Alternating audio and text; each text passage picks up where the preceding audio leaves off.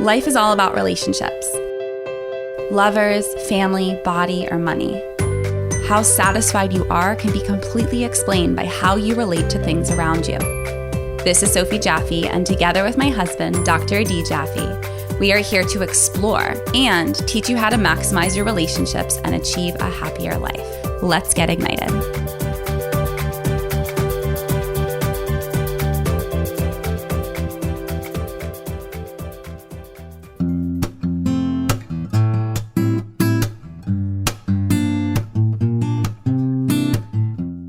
Thanks to Chosen Foods for supporting the Ignited podcast. Chosen Foods is a health food company with a focus on real, nourishing food. They offer a variety of healthy fats, plant-based proteins, and ancient superfoods. You know, I love that. I love Chosen Foods because of their 100% pure coconut oil spray. It's so versatile. I can add it to sauteed veggies, to my scrambled eggs, or anything else. They have no harmful propellants or emulsifiers. They're making healthy cooking and eating an absolute breeze, which is exactly what I need with 3 kids and a husband who barely cooks. Okay, breakfast and maybe one other meal a week. Thank you for that. All you got to do to get our special discount is head to chosenfoods.com/IGNTD Ignited and use the promo code Ignited50 during checkout for 50% off your order, people. That is a lot of discount for some amazing, amazing oils. Get some Chosen Foods.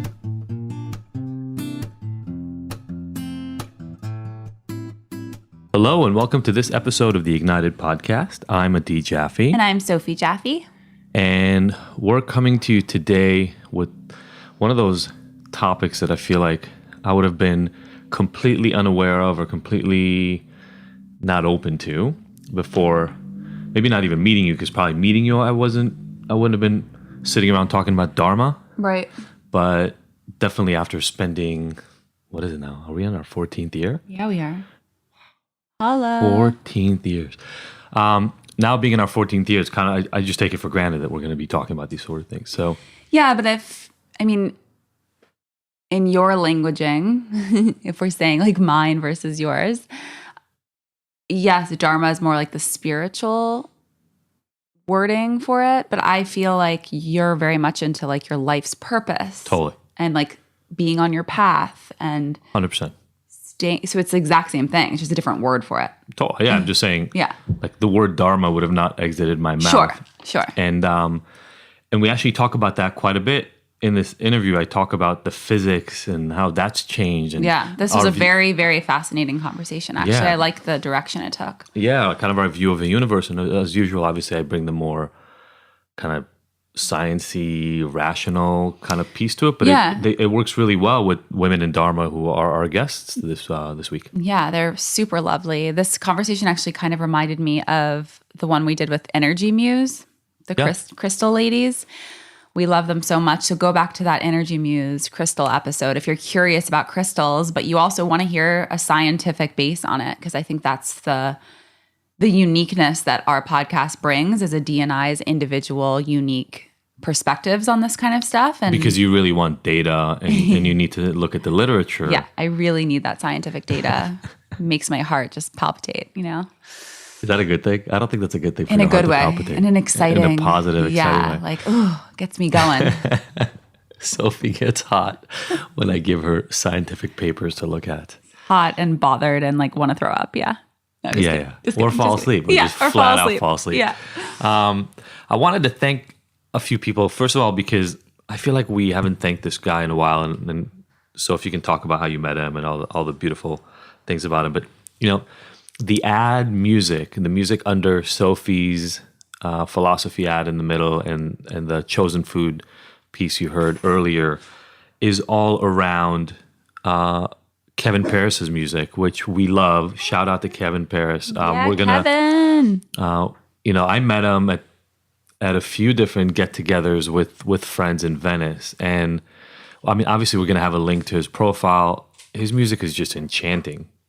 He's magical. He just sings from the heart, and it's so beautiful to witness. I love seeing him in person. I feel like the first time I met him was at this yoga event in Malibu, but actually I'm not sure. I'm not sure the first time they met him, but he sings the most beautiful music, plays the guitar, and just sings from the heart, and I just absolutely love it.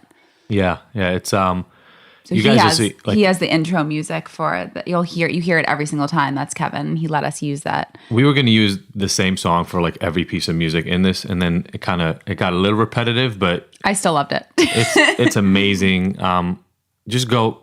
I mean, don't pause like right now because you're listening to us, and we don't want to make you go somewhere else right now.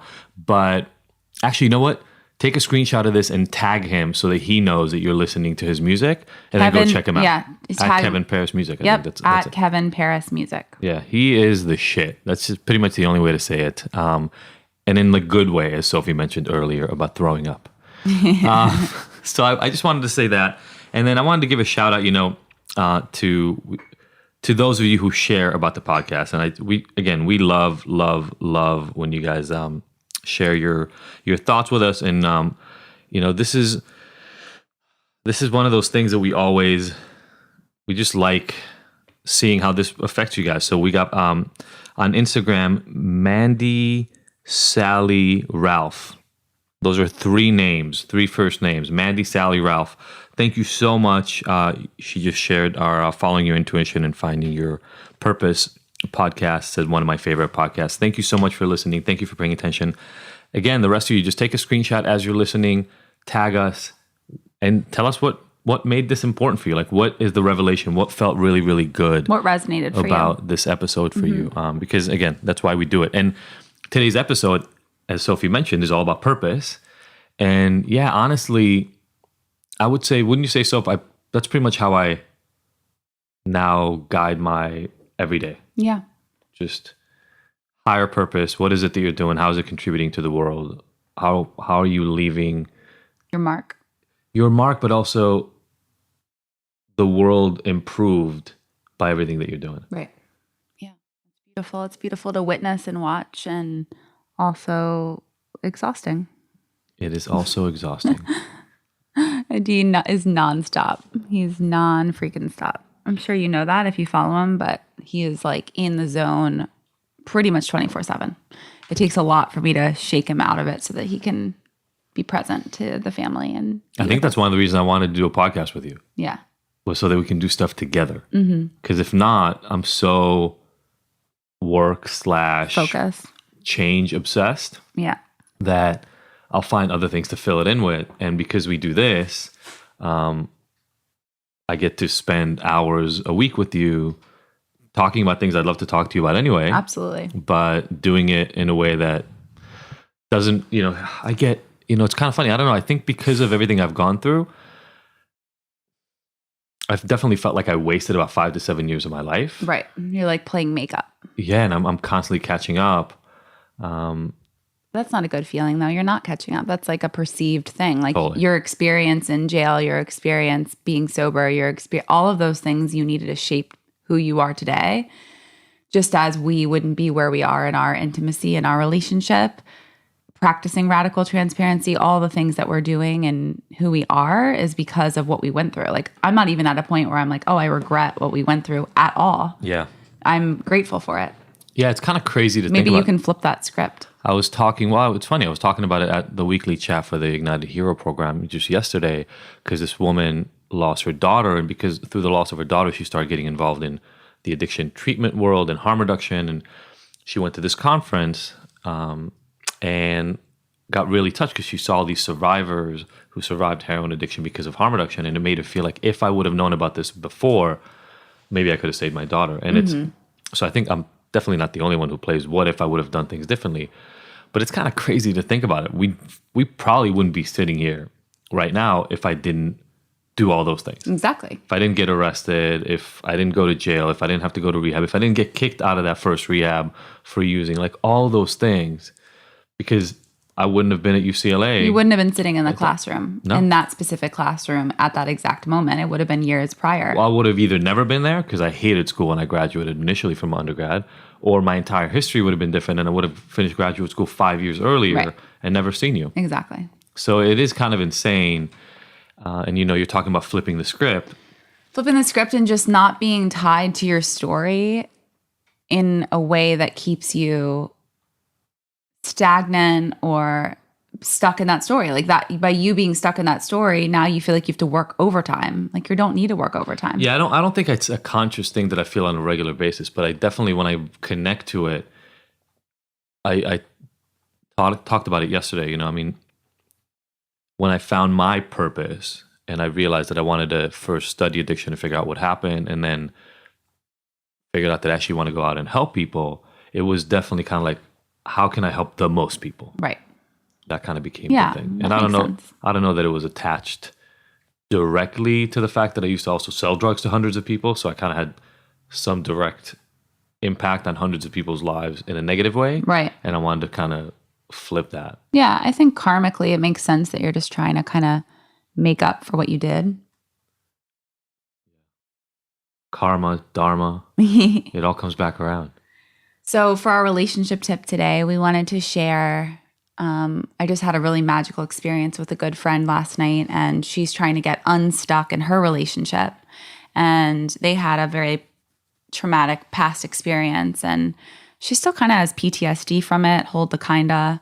And she's just very much stuck in the story that is their past. And yes, it is a part of her story, but it's not the part of story that needs to define her.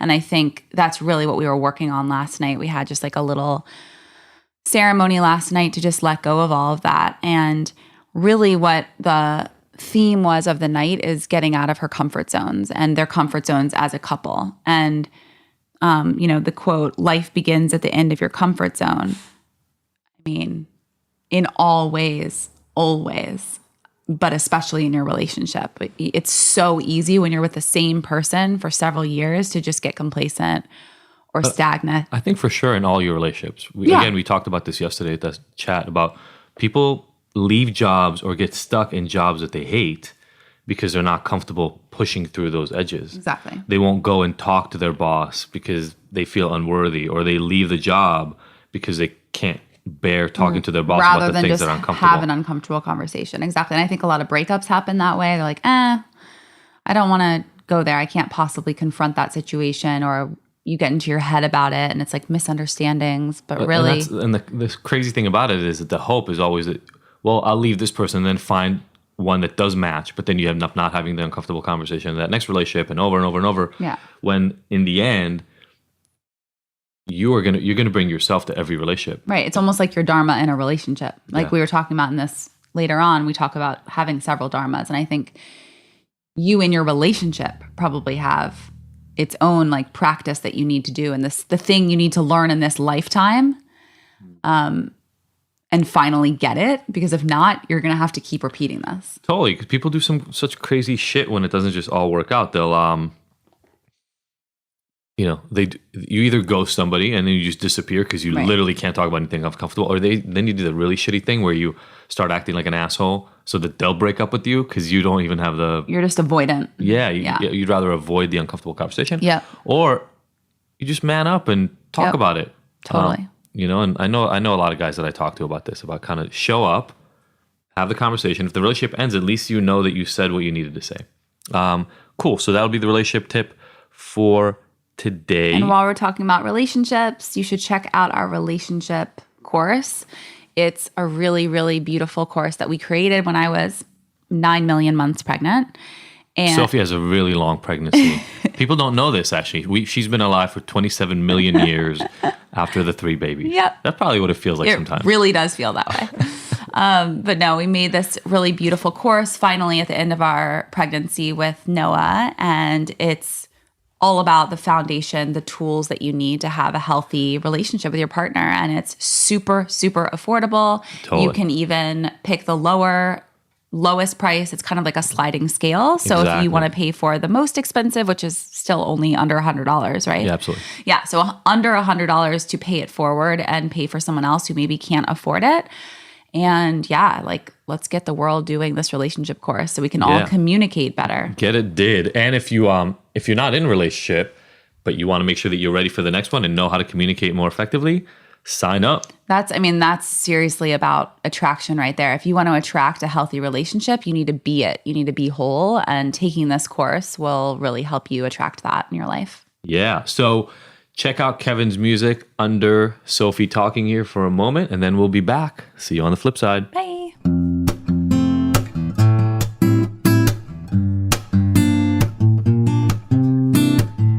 This episode of the Ignited podcast is brought to you by Philosophy Superfoods. The Philosophy offers cleanses and other nutritional products that are unlike any of the other supplements and detoxification programs on the market. Why? Because they actually nourish the body with whole, live, nutrient-rich foods instead of depriving you and leaving you hungry. Have you ever tried a cleanse only to find out that you can't make it through a whole day because you're starving? Ever try a superfood shake that made you nauseous because it was so disgusting you'd rather not eat? The Philosophy fix all that with a simple set of offerings that load up your body with nutrients while actually tasting good. Makes sense, right? Each of the Philosophy superfood and protein blends is vegan, raw, gluten-free, and has absolutely no filler ingredients. With over 15,000 satisfied customers, including some of the world's biggest celebrities like George Clooney, Gerard Butler, Lea Michele, and over 10 years of experience, this is the best stuff you can get. To buy some or find out more info, go to our website, thephilosophy.com. All right. Welcome back, everybody, to this episode of the Ignited podcast. We're in conversation mode. Yeah. So we're ready to talk. And it's a foursome today. I like it when there's more people. It's more fun. energy. We get more energy, different viewpoints, and all this great stuff. We've got Megan and Krista here with us today from our friends up in the north. They are the gentler Americans, I feel like, at this point. And we just all need to maybe move the border down or something. Legit. Anyway, that's not probably not part of our discussion here today, but this is going to be a really, really fun discussion for a lot of our women who, as Sophie just mentioned before we went on air, really connect to Sophie's discussion of one's Dharma and your purpose and why you are here, and then the route you take through the world. Because you both have started a group, a co-op called Women in Dharma, and we were about to hear the story of how that became a thing before I pressed record, and we decided to, share it with the world. So why don't you tell us how you guys met, what brought you here, and how Women in Dharma became a thing? Yeah, absolutely. So as I was just about to share the story of how this all came to be, Krista and I, we've known each other for over a year and a half now, and we met each other through very serendipitous events because we actually live on opposite sides of Canada. And it was through a mutual mentor. And so he connected the two of us. Her and I started working together. And then just a series of events happened. And this past summer, I became pregnant. And this was an unexpected pregnancy for me, although a very beautiful one and one that I'm very grateful for. And part of my own exploration, so it's Megan talking here, part of my own exploration was to really uncover, okay, what do I want to do moving forward? Because this wasn't something I had planned for at this time in my life. And I was doing all sorts of other things in the whole coaching realm. And then I realized, okay, instead of putting it off into the future, what I really want to do, I want to do it now. And I want to do it now because time is of the essence. And especially to be that example to my daughter when she's here. And so Krista and I got to talking one day, and we both talked about who we love to work with, which really is women. And it's specifically women who want to live that balanced, fulfilling, and meaningful life. So it's not having to trade off their career for a family or family for a career. It's that they really can create it all holistically. And we wanted to create a community around that to support women, no matter which level that they're at, to be able to have these kinds of experiences and support and meet like-minded people around the world to support them in their own journey. So that's where Women in Dharma was born, and it was born in the summertime, and it came together so quickly that Krista and I both talk about it, that we were creating it at the speed of Dharma, is how it feels. It felt like something we were just meant to do, because it came together so effortlessly. And then we grew it into a team of 5. And that's the beautiful part of being a co-op, is that we get to collectively honor each of our own dharmas and really do business differently than a lot of other businesses out there. And because we're all holistically working as a team, and the true collaboration of that, and the equal ownership, and we even go as far as things like equal pay. So we really are pushing the envelope in that realm of how we do business. Very cool. And is the concept for all members essentially to become part of the co-op? So the co-op side of it is more so for our team members. It's people that are fully aligned with our vision and want to help us grow. So those are our 5 team members right now. And then we have our broader community. So for example, one of our pieces that we cultivate, it's called the Circle. And that's our membership community. And that's around the world. And that's for people to be supported and get connected to other like-minded women, and really get all sorts of resources and tools and insights to support them on their journey of finding and living their Dharma. So cool. Again, so Sophie, you mentioned you use the word a lot. Let's dive into that. Let's define the word Dharma. How do you define it? Each of you. Yeah. Why don't you go first, Krista? So our one sentence synopsis of it is this idea of the energy of aligning to your unique path in this world. So we come at it really from an energetic perspective, like what is the vibration you're living in, and what is the vibration of those things and people around you. And when you're in alignment with all of those things, that is you living in your Dharma. So beautiful. You know what I love about even just that starting point? Sorry, so if I'm going to put on my science hat here for a minute. We were sitting in a meeting, a couples meeting, if you remember, a couple of weeks ago, and this guy was sharing about he's really kind of straight, narrow, science-based view of the world. And he was saying how he's been reading these physics books. And I know, I'm sorry, I'm about to take us from Dharma to physics real quick, but I swear it's coming back.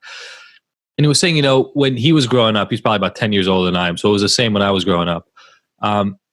Physics was this simple thing. It was like big bodies are attracted to one another, and we live in this world that is full of empty space, and the bodies are just, connected to each other because mass attracts other mass, and these big worlds rotate around each other, right? The moon rotates around us because it's attracted to the earth just enough, and all this stuff.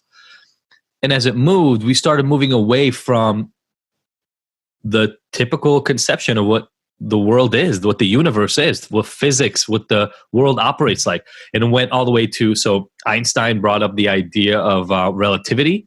Things are not the same to everybody. It depends on where you're viewing it from, how fast you're moving, all these other things about you, how big you are. All this stuff matters in terms of what the world is. So the world and reality actually changes as you change, which is kind of messy because, we change all the time. So all of a sudden the world is not one thing for everybody, and it's not one thing always.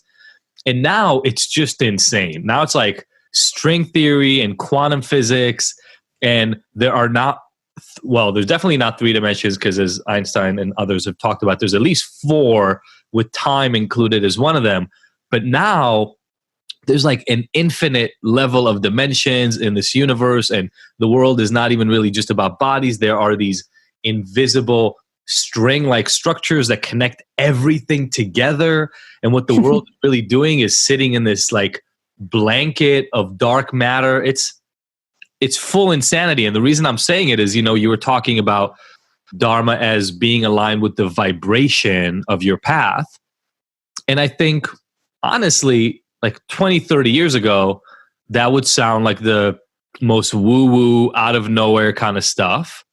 And slowly, like the entire science world is coming to this place where it's all about material vibrating at different frequencies. And, if it's material vibrating at different frequencies, our brain, for everybody not aware of this as they're listening right now, is made up of matter, and it has energy in it. And based on the way we are slowly, gradually continuing to understand the world differently from its most basic kind of operations, those materials vibrate at different frequencies, and it's that interaction of their vibration. So I feel like we're moving to a place where all of a sudden the more Eastern kind of eclectic worldviews of the last hundreds and thousands of years are merging with the more science-based, strict, rule-based ways of seeing the world, where there's starting to be almost no separation between the two, as your vibration in the universe, and I mean by that literally the vibration of the cells in your body at different energies, aligns with other elements of the universe and doesn't align with other things that don't match your vibration. I think that's a really amazing way to bring these things together in a way that I was never aware of it for sure, at least a decade ago. Oh, yeah. And even more recently than that, I feel like even like you were saying 30 or 40 years ago, I feel like even 10 or 7 years ago, if you were saying these things, you might get a little puzzled face. But now this idea, like there's no denying that we are energetic beings, just like the plants have energy and food has energy. And it is definitely becoming more of just like a common thing. Yeah. Thing, which is beautiful because, yeah, it feels like truth. Yeah. It's funny. Again, it was so out of my awareness because I grew up in such a scientifically oriented Western way of seeing the world that as I've been married to this one right here, it's absolutely ended up shifting and changing my worldview. So that's your definition of Dharma. Does that align with your definition of Dharma, Soph? Yeah, it does. Okay.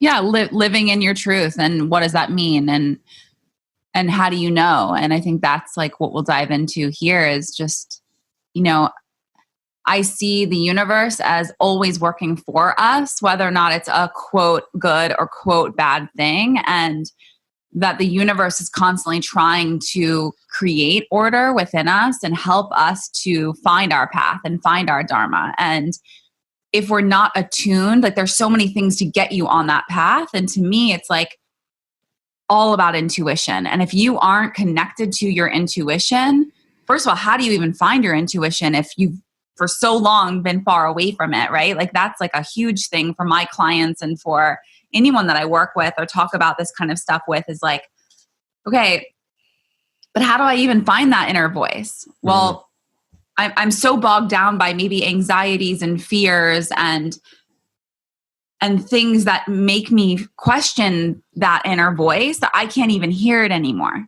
Okay, so let's take up back, like, so all of these steps take you to Dharma and living in your truth and in alignment with where you're supposed to be. But how do I even get there if like step A through Z isn't even there? So for me, it's like super basic, like just tools in your toolbox to help you find that voice again and that joy. Okay, so I mean, if you can, I wrote down a bunch of things from Sophie's thing that I want you guys to directly talk about and answer. This whole idea of intuition, I almost got this vision of it like bumper bowling. Like, have you ever been to bumper bowling? Mm-hmm. You know, when they put those like balloons on the side so you can't go into the railing. I'm almost imagining your Dharma is kind of like that. Like, if this is your path, it's your path. You get to move around within it. But if you bump up against the sides, there's a reaction, and the reaction kind of throws you back into it. So how do you guys, I mean, I'm sure people come to you with these exact same thoughts, concerns, etc. What has been your learning? What has been how have you studied this? What are the answers, the tools that you've found? Yeah. So there's a couple things. I mean, we talk a lot about signs of Dharma because it is very much like how you said, Sophie, being in tune with how connected or aligned are we on that path already. And we're usually not far off. It might feel like we're far off, however, we're really not. However, when we're coming up against obstacles, and this can be anything. So we talk to people where they feel frustrated or they feel like their energy just isn't there. These are all signs of being out of alignment. It's coming up against the bumper, as you say. Whereas when you're going smoothly down the bowling lane, when you are on that path, then opportunities show up effortlessly. The abundance flows.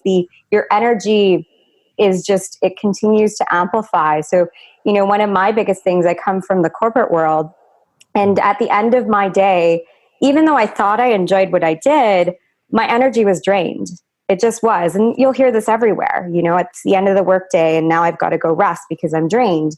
However, I've seen now when I've been more in alignment with what I'm actually meant to do, at 5, 6 o'clock, my energy isn't drained anymore at all. Yeah. Like I can go on for another 4 or 5 hours and have, amazing conversations with people if I wanted to, because I'm keeping myself in that alignment. So to me, part of it is just keeping an eye on what is your energy? And it's a more tangible thing to pay attention to, because you can literally check in with your body and say like, okay, I feel sluggish right now, or I feel tired.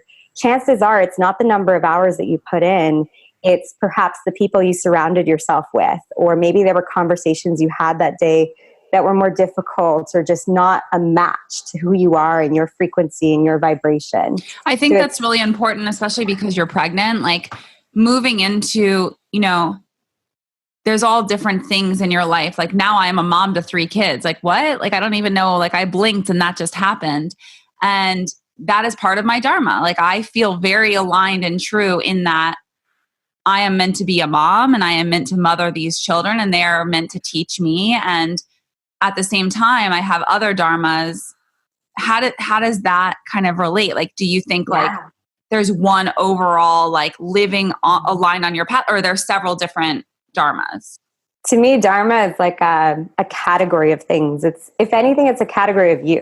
It's a category of who you are. And I think in society, we get really stuck on labels. So we think to ourselves, okay, is my Dharma, am I a doctor? Am I a scientist? Am I a coach? What's my label? Have you seen Adiz's TED Talk? Oh, I haven't yet. We'll put it in the show notes. He did a TED Talk specifically about labels. Yeah. And it's so good. Like he like blew it out of the water. It's so beautiful. So there you go. But you're already a believer in that. Yeah. Same idea. Yeah. I mean, labels can be so dangerous and they can box you in. And the way I like to say it with Dharma is that the label for your Dharma hasn't been created yet. It actually doesn't even exist in the world. And that's part of the journey, is you creating your own essence, your own description of it, like what is really true to you. And it's not a one-liner. It's encompasses so many things. Like you say, that motherhood is a part of it for you, as well as what you do for your career. Like it's all these different facets. So what I was going to say based on that was like 2 different things. But now that I'm a mother, it's like after I have each child, I have to reprogram and kind of like re-show up to my life and become more aware of like my energy levels, the relationships in my life, the ones I can continue to support and the ones I just don't have the energy. It's like a constant like refiling. It's a constant like re-emerging, detoxing from toxic relationships that at one point weren't toxic. And now they just are, because they just drain me too much. And it's interesting how you have to like reshuffle, like keep reshuffling the cards and then like repick them based on you continuing to follow your truth. So as I'm like following my truth or like amplifying in all these directions, it takes more energy, right? To just continue to like expand. But at the same time, like you have to respect the process and say to yourself like, okay, I trust that I'm exactly where I'm supposed to be. And I'm going to have to reshuffle and get rid of some things that are kind of like just sucking too much of my energy at this point in time. And that's different than it was pre-baby. And that's different than it was pre-ignited podcast, or like whatever it is in your life that's like a new project and a new thing that's aligned with the best version of who you're going to be and who you are, means that you have to then reshuffle and like get rid of things that aren't serving you. Yeah, absolutely.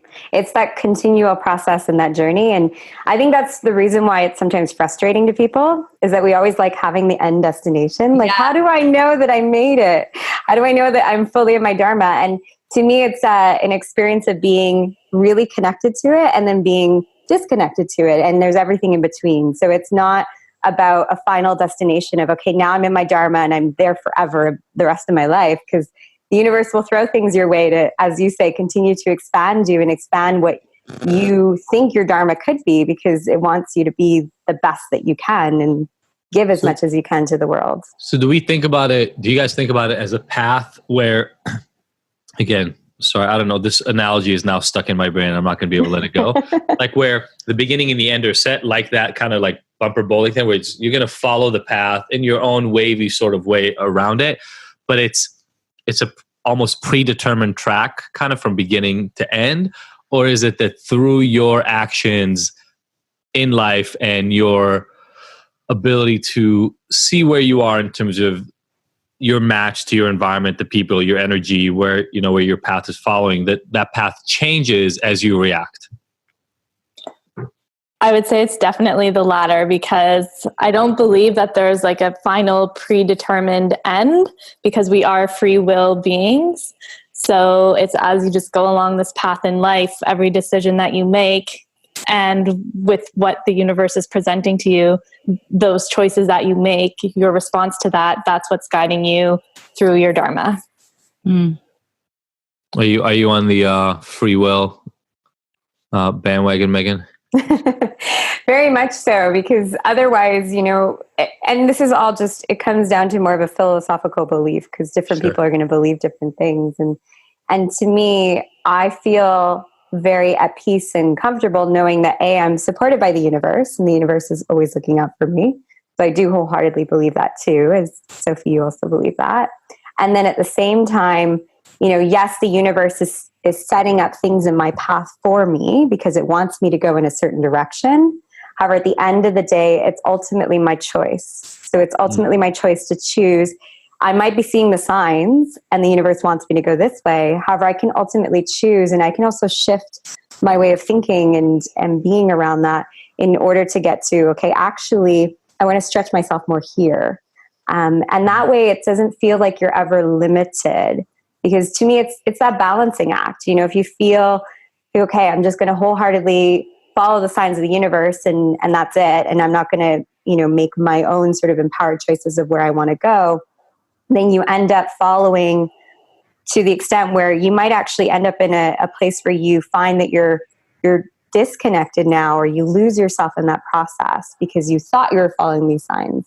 So to me, it's like you've got to be just as active in your own space in terms of interpreting the signs, as well as being connected to that larger universal energy. And learning the lessons along the way. So like, the last time that I followed that thing, like it actually wasn't. And like, that's the most beautiful thing of all of it is there's these signs. It doesn't mean it's going to like throw you right away into your path. You may play around and bounce around a while until you figure out the lesson in it for you so that you can grow and expand. Yeah. And I really love to, I think this is the perfect time to talk about one of the tools that is our favorite, because we're really in essence talking about how do you interpret the signs? Like, how do you know, like, okay, which signs are for me and what's most important? And one of the tools that Krista and I love to use, it's called the Enneagram. And I don't know if either of you have really used it before or are that familiar with it. I haven't used it, although Sophie's father keeps pointing it out to me. So I'll get to tell him after this discussion that I've now worked through it a little bit more deeply. Yeah. So first and foremost, to just describe what it is, first of all, how it's spelled. So Ennea, it's Ennea, and that actually stands for 9 in Greek. And then gram, so Gram, stands for point in Greek. So Enneagram is 9 points. And that's what it is. It's 9 energetic points. It's actually a symbol. If you go and look it up or Google it online, there's a big Enneagram community. And what I love about this tool, it's very much a personality tool. So it's helping you understand you, but not from a place of boxing you in, because it's so flexible and fluid and dynamic. It's the most fluid one that I've seen out there of all the different personality assessments. So it's not labeling you and saying you are this and only this. It's more about showing, okay, there's 9 different energies that have some core tendencies with them. Which of these energies seems to be most at play within you? And how can you then develop those energies into the light side, the high side, in your own growth journey? And so it very much is like giving you a map for your own development, and then you choose how you want to use it. So to give you a more tangible example of that, my core energy, where I normally come from, is very much, it's this 9 energy. It's called the peacemaker. So I very much am this person where I will often go with the flow, and I will be more easygoing. And it also means it can be harder for me to understand what's mine versus what someone else's, because I can be so fluid like that my own identity can be challenging. And then because I'm aware of that for myself, I can then tap into some of the other energies to help me get clarity. So one of the other energies I love to tap into a lot is my 8 energy. And this is an energy of someone who is really connected to their gut. Like they're rooted in what they believe. They're confident in their knowing.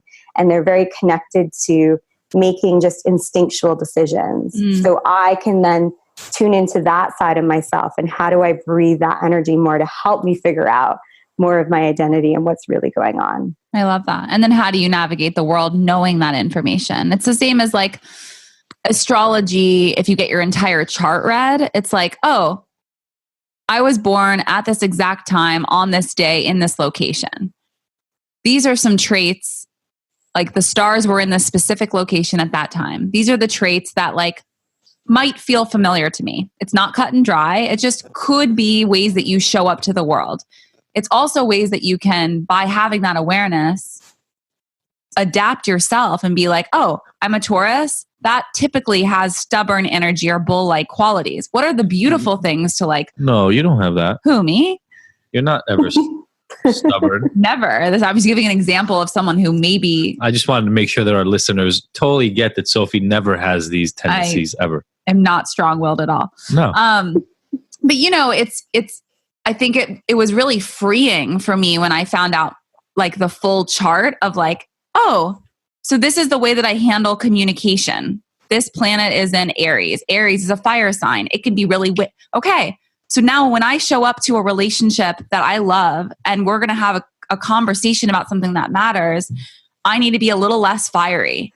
And I know how to show up in that way and prepare myself for that conversation so I don't come on too strong, or so that I'm listening more. And just all these things that help us to understand ourselves better. And I think that's what came up for me when you were talking about this, which seems like just another way to get to know yourself so you can perceive the world in a more open way.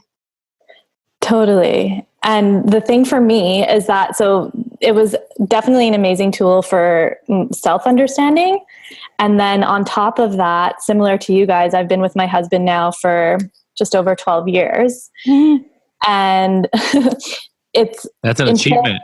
Right. But it was like, until I learned about the Enneagram and learned about his type, I can honestly say that I didn't fully understand him.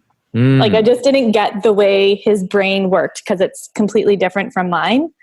And the Enneagram has just been this beautiful tool to this day where when he gets into a certain path or mindset. Let's just say when he's his best self. Sure, when he's his best self. I, instead of me reacting, being like, what the fuck is wrong with you? Sorry, I don't know if we can swear. You can 100% swear. Okay, yeah. So we actually encourage it. That would be my typical reaction for like the first 8 years of our relationship. But now with the Enneagram, it's like, this is just the way his brain is wired. I'm going to step back, let him go through it. And I come from a place of understanding now. You know what I love about that is, so like when I hire people, I take them through a couple of different personality tests. I think I might give them to Sophie. She's not in the room right now, so maybe I'll have to update her on that. She went to get Noah. But part of the beauty of this, and it sounds like you guys really find that the Enneagram provides a lot of that information for you about an individual, yourself and others, is just that curiosity and the having tools and the wherewithal to actually just get to know the people around us better. I mean, first of all, to get to know ourselves better. And the Enneagram is a great test. I mean, I can't wait to actually see kind of where I come out on it. I'm a huge cynic around astrology, to be perfectly honest, although based on the conversation we had at the beginning here with the world view and how energy is and vibrations are slowly understood, maybe that will resolve at some point also. But it's just been a thing in my brain forever. And I come from a study of psychology, so there's a lot of research that call that into question when I was coming up through that field. But any way that you get to know the person sitting next to you, the people that you're close to, each one of these things, the Myers-Briggs, whatever, they all dive into a slightly different version of the person that you're with. And just having that curiosity, instead of saying, yeah, you're a human, I must understand all humans because you're like me, which is what most people do, right? What most of us do is, well, Krista, you're a human being. I'm a human being. Therefore, we must operate the same. Mm-hmm. And then all of a sudden, I put all my stuff on you. The way I see the world must be the way you see the world. And that is false. And it's just not, it ends up creating friction for so many of us, because then I don't understand why you react the way that you react, because I wouldn't react that way. Exactly. And so to have that is great. And I just want to jump in and say here, so if you do a Google search, there are a lot of different Enneagram tests. However, there's one official test like some of the other personality assessment tools. So the way we really like to encourage people to explore this at Women in Dharma is by taking the time to get a general idea of the 9 energies and almost ranking it on a scale. How much, on a scale of 1 to 10, do you feel like you have that 9 energy within you, or that 8 energy, and going through all of them just to get a sense of where you rank. Yeah. Okay. So kind of do a self-assessment. Yeah. Okay. I love that. At the end of the day, you've got to, even if you take one of the tests out there, because there are a lot of them, oftentimes we found that they try to narrow you into one specific energy. Which is kind of going against the purpose that you had anyway. Yeah, exactly. Oh, look at that. Hi, Noah. Hi, sweet girl. It's like, what is the screen? She never really looks at a screen. She almost looks confused. Hi, Mama. So just because I want the information now that we've talked about this, Megan, what are you most? What is the number that feels the most connected to you? Yeah, so my best way to describe myself would be I most resonate with 9 as well as 3 energy. So 9 again is that peacemaker, very go with the flow, very wanting to make sure everyone's in balance and harmony with each other. Like me. Is there an opposite of that one? Yeah, right. There is an opposite of that one that's more like a shit disturber. Yeah. And that could be be a bit more of like 8 energy. Okay, we will be doing the Enneagram after we leave you guys here. For sure. And we created, like Krista was saying, how we really encourage people to look at online. We created a ranking exercise. And so we can also share the link. Absolutely. In the episode. And that way our people love resources. Mm-hmm. Yeah, absolutely. Yeah. And just to share a little Enneagram nerd fact is that if you go out and find one of these tests online, they really only have a 60% accuracy rate. So again, it's just encouraging people to really read about all the 9 types and do that self-assessment piece. Yeah. I like it. And then you also end up, Megan, as you pointed out, where you don't land on one. You land on a combination of 2 or 3 of them, right? Kind of like the same with the love languages. A lot of the people that we talk to feel like they have to pick one. And you can have a primary and a secondary, or 2 that kind of feel tied. It's kind of incredible to me. And I come so much from the research world where we listen to these summaries, which is really all these things are, right? Like even the Myers-Briggs that I just talked about, right? 16 personality types. Actually, they just added the 5th element. So now it would be 32 total variations. But really what that means is someday, decades ago, somebody created an overall picture of what they saw as the variance along 4 different personality traits for people. And then they asked questions and did some research validation to make sure that, people kind of fell in those boxes generally. But research works on groups. Research doesn't work on a one-on-one basis. So you can belong to a category, but have 2 or 3 things that are different between you and that category. And research is just not able to identify that. Actually, research is about the opposite. It's about eliminating individuality and finding patterns in groups. So what you're able to do, or the way you kind of look at this Enneagram thing, is essentially by saying, let's use the 9 points that were selected, and then let me find the combination of those 9 that matches me, and use it as a guide versus like that hard, okay, well, I'm a 9. Everything I do must fall within this. Otherwise, it's just not true for me. Yeah. And it's, again, it's just a beautiful tool. So with my partner, the way we view it, it's a language we can speak together. So if he's stressed out and he's in his low, he's a type 1. If he's in the low energy, I can just easily say, okay, you're in your 1 energy right now. So yeah, it's just a language we can use with each other. That's awesome. That's really, really cool. So you've got the group of you who, by the way, who are the other 3 that aren't here right now who are helping make this women in Dharma thing a reality? Yeah. So they're incredible women. One of them is Blair. So Blair is one of our transformative coaches. So she comes similar to Krista and I from this coaching world, is super passionate about personal growth. And we all have what we call dharmic roles. So each of us, instead of, again, putting us in a title, like a traditional role title, all 5 of us have created what we feel are our expressions of our Dharma through the work world in 3 ways. And so, for example, for Blair, one of hers is soul connector. So she loves connecting all different types of people and groups of people. Another one for her is intuitive guide. So she loves also tapping into her intuition and guiding people that way.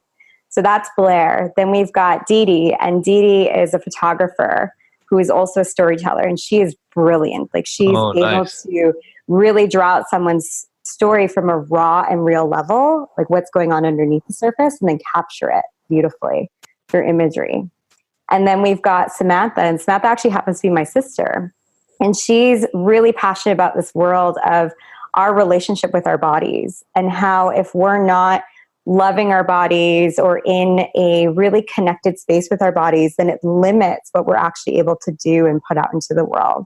So how do we create that holistic alignment with our soul, our heart, and our body so that everything that we're doing feels like, okay, we've got the foundation there to be able to do it. That's awesome. That's awesome. And obviously the hope is as you grow, you will end up having more team members and all that. Absolutely. How do people connect with you? Are they going to get a link here for your Reiki exercise around Enneagram, which will be awesome. What are some of the other ways people can connect with you? Our website is womenindharma.com, and you can find us on Instagram and Facebook at Women in Dharma. And you mentioned before that there's like a membership site that people essentially connect with you where they get ongoing regular updates, or there's a few other things that you guys have going on.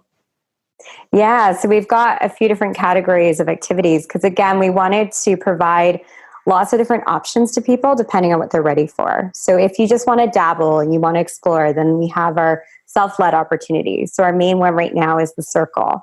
That's our membership community where we provide weekly resources and ongoing insights to support you living your Dharma. And we're also coming up pretty soon with some online courses that we're going to launch. And then from there, if people want to go deeper, so they really want to look underneath the surface and really see what's going on in their lives and at that soul level, then we've got guided journeys. So we've got group journeys, we've got one-on-ones, so it's a mixture of coaching and all these different modalities to really support someone finding their truth. And then finally, our third category, depending on where you live, we have our in-person experiences. And we're really excited because next year we're going to be doing retreats around the world. We're already talking about Italy or Greece, possibly, come close to the summer. And so, again, just a way to connect people in the spirit of adventure and further developing and growing themselves in these beautiful locations. That's awesome. So we've got 5 questions we ask everybody who comes on this podcast, and we're about to put you in the hot seat. And Awesome. so you can decide to answer this from the standpoint of your organization, or for some of these, it'll be more personal and elements of kind of what has brought you to this place. And the first question is, what is the best advice you have ever received? Well, I can go first. It's Megan here. To me, the best advice I've ever received, it might sound a little cheesy, but it's to follow your own advice. So that at the end of the day, my own wisdom, my own answers are actually already in me. So instead of looking outside myself for the answers, it's turning that lens back towards me and looking within. Nice. Absolutely. Do you remember where you heard that first? Probably through, I think it was just like a combination of sources, of mentors, of guides, and just one day this dawning on me of like, oh, I can look to all of these different books and audios and like everything, and they're all amazing and they're tools to help me. But at the end of the day, I still have to choose. Like, it was more just my own realization of I still have to be the one to choose what am I going to do moving forward. Yeah. Or to make the work happen or whatever it is. Like, it's all within you. Yeah. You have the power, you have the magic. It's all within you, but all these tools and all these external sources can help me find my way and find my voice. Yeah. Beautiful. So the second question is oh wait, do you want to answer this, Krista? Sorry. Yeah, sure. It will be fast. And so as a former people pleaser / still working on it, the best advice for me is to speak your truth. Yeah, that's beautiful. Something we are very, very big on here at Ignited. Mm-hmm. What has been your proudest moment? Krista, you can go first. Oh, my proudest moment. It's got to be the creation of Women in Dharma. Just the way that we are genuinely running this business in a different way, and the team we've created and the people we're working with. I'm so, so, so proud of that. So beautiful. You, Megan? Yeah. I'm going to ditto that because I think it was just a culmination of so many of the things on the journey that finally led us to this point of like, oh, this is our 10 out of 10 Dharma. And everything before that was close, but it was not the same as a 10 out of 10. Totally. I love that. And then what about your most difficult or challenging moment? I went through one recently. Share. Yeah. So it's Megan here. So I had a breakdown with my partner, and it happened 2 weeks ago. And it was one of those moments when I felt like I had to take the biggest risk of my life and confront him about some of the things in our relationship that weren't working. And in a way, we almost had to crumble our foundation in order to rebuild it again. And one of the scariest moments was when he asked me, are you ready to be a single mother? Because I don't know if I can deal with this. And to be faced with that question and say, yes, I am, because I know that taking this journey is worth it, and it's not worth it to hide anymore what's not okay with me. That was just a real beautiful stand for my own truth. And we thankfully worked through it. So no, I will not be a single mother. Good. However, it was playing with fire. Like, it was really playing with fire and taking a huge risk. And it's also knowing like, I'll be okay no matter what. Yeah. And like, you have to go through that and really feel it to be like, okay, I will be okay. If I'm a single mother, if I am a single woman for the rest of my life, if everything else crumbles, I will be okay. I will still be whole. Yeah. But I would prefer to have a partner, and I would prefer to, Yeah. It's something we talk to about a lot of people that we come across, and to have that wherewithal to say, I'm choosing, as Sophie said, maybe I don't want that outcome, but it's better than what I'm heading into right now. Exactly. And be strong in that. I find actually that's where we get the transformation, because people change, when they get that strong nudge, that's when they change. Unfortunately, things are comfortable enough right now. We're just not going to do the work that's required. And so it sounds like both for you and for your partner to say, yeah, I'll jump off the cliff. I'll do this. I don't want to. I'm hoping there's a parachute attached, but I'm not going to stay where I am right now. Can make the other person go, okay, well, then I'm going to man up. I'm going to do what I need to do.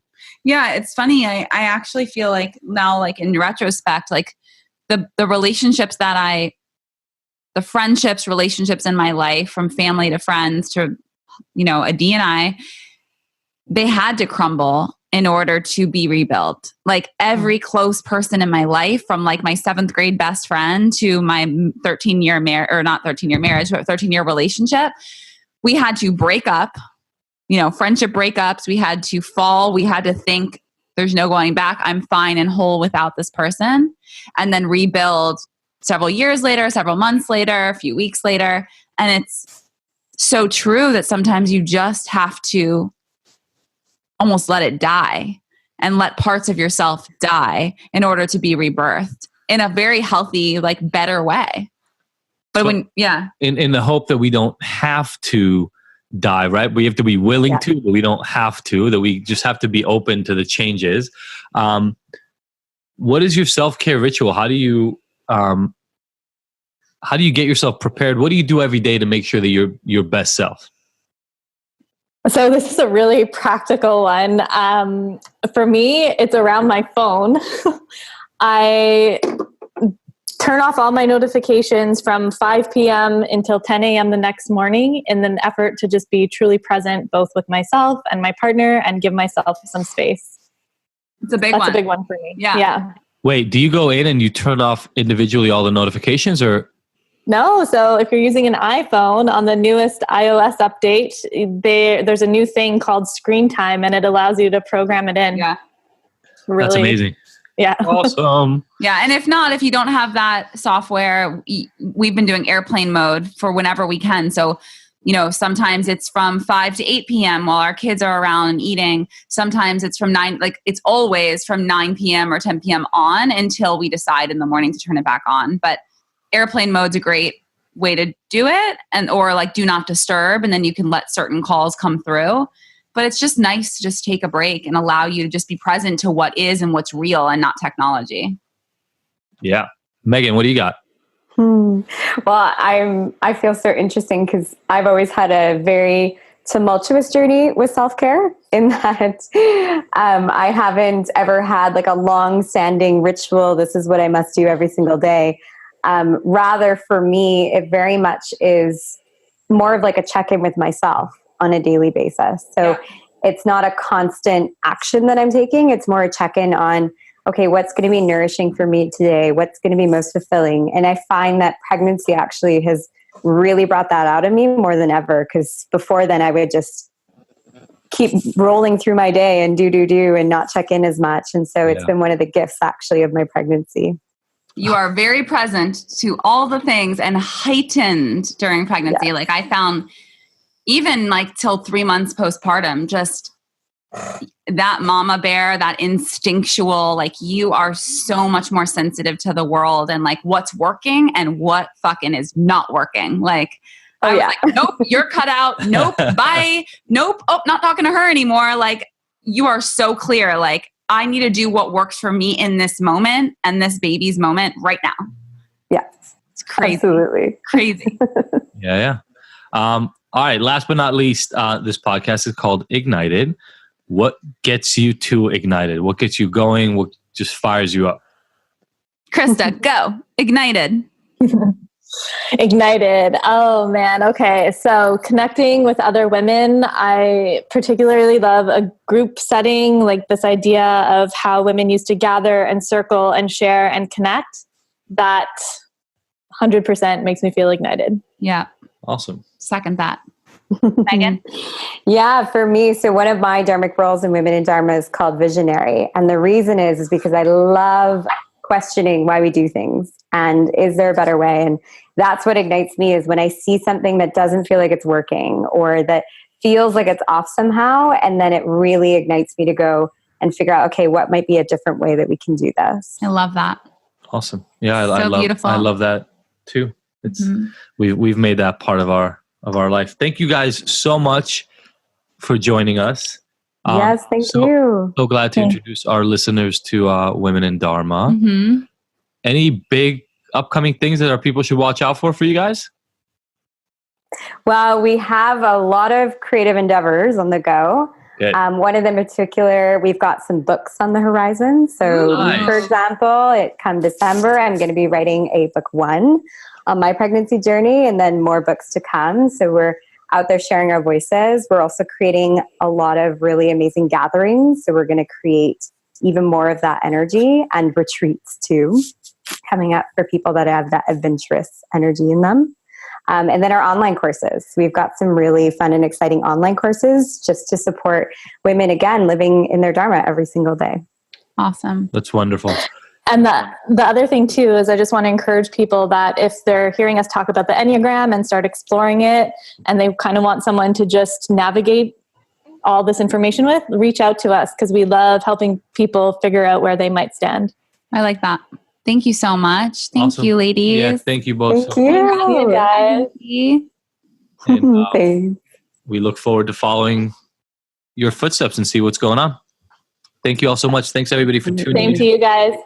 We will see Bye. you next week. Bye. Bye. Bye.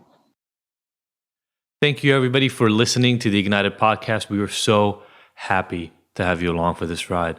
Please go and subscribe to this. Leave us a review. We love hearing from you. And if you want more, don't forget to go to ignited.com, where all the podcast episodes are available with show notes and so many of the little details and links from each one of these interviews. And you can look at all the future events that we have going on, all the things that make Ignited so special, even beyond this recording. Again, thank you so much for joining us. We will see you next week.